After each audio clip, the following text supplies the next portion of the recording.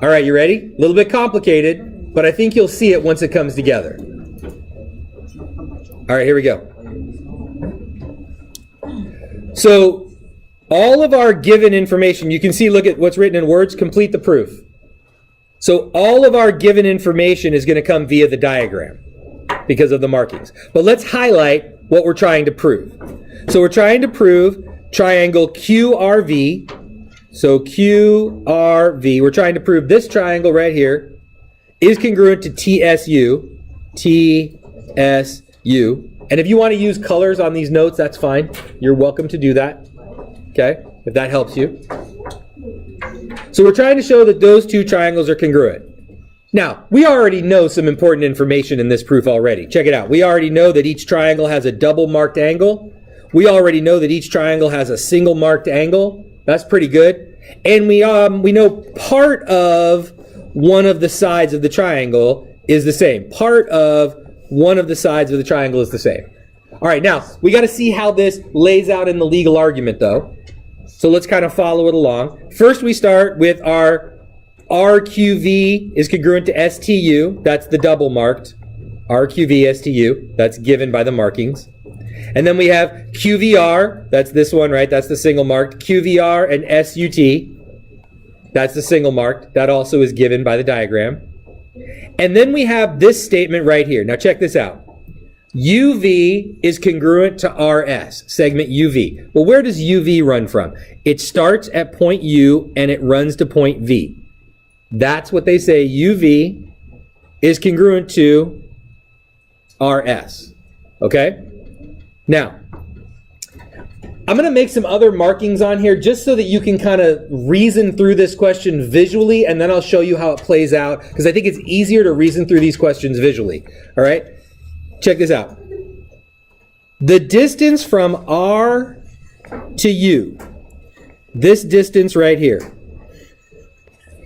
is the same in both the top triangle as it is in the bottom triangle. Do you see that?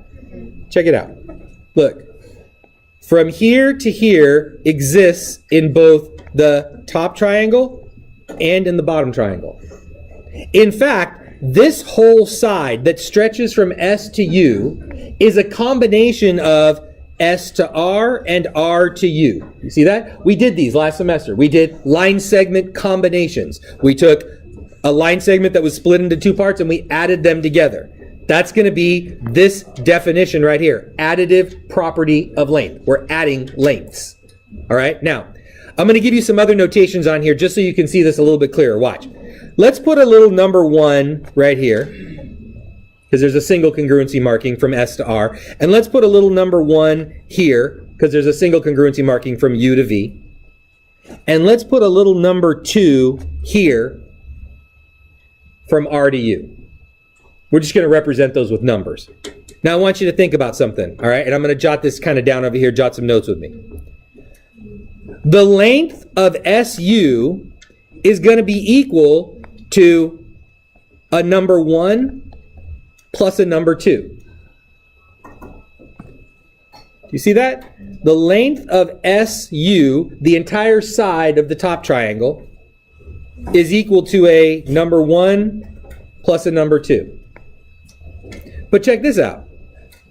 The length of VR, which is the entire side of the bottom triangle, is also made up of a 1 plus 2. Well, now, once you start seeing things that are equal to the same thing, that should start sending off transitive property and substitution alarms in your brain. You should be able to see this pretty clearly. If A is equal to B and B is equal to C, then doesn't that make the length from SU the same as the length from V to R? So we'd be able to say that the length of SU is equal to the length of VR. Okay?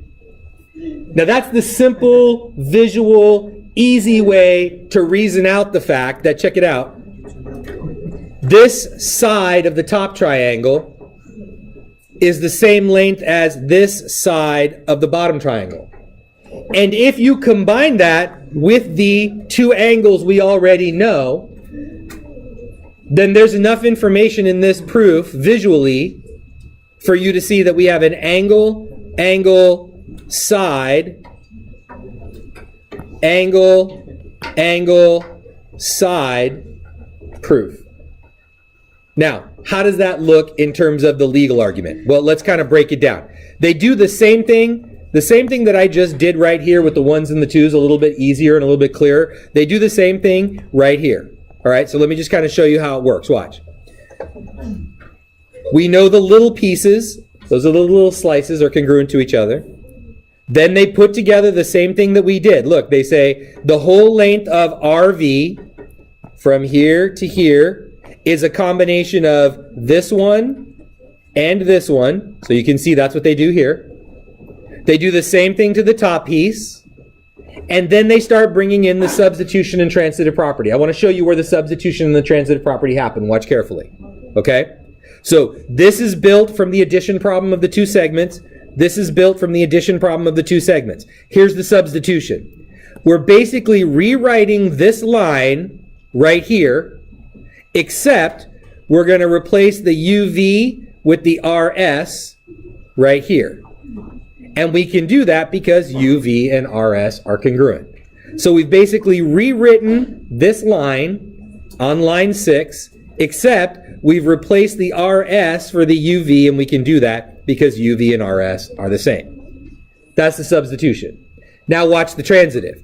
Now that we know that A is equal to B and B is equal to C, then that means that A and C must be equal to each other. It's the same thing that I did up top there, except instead of using all of these letters, I replaced it with ones and twos just to make it a little bit clearer and easier to see. But if you're writing a legal document and you're turning it into the court, then it's going to have to be in legal geometric language. And so this is the proper format. You need to be able to read it. But the whole idea is that you can understand it. And you're welcome to create your own kinds of shortcuts like this as you're doing these problems. If it's easier for you to create these shortcuts using little numbers and things, do it. By all means.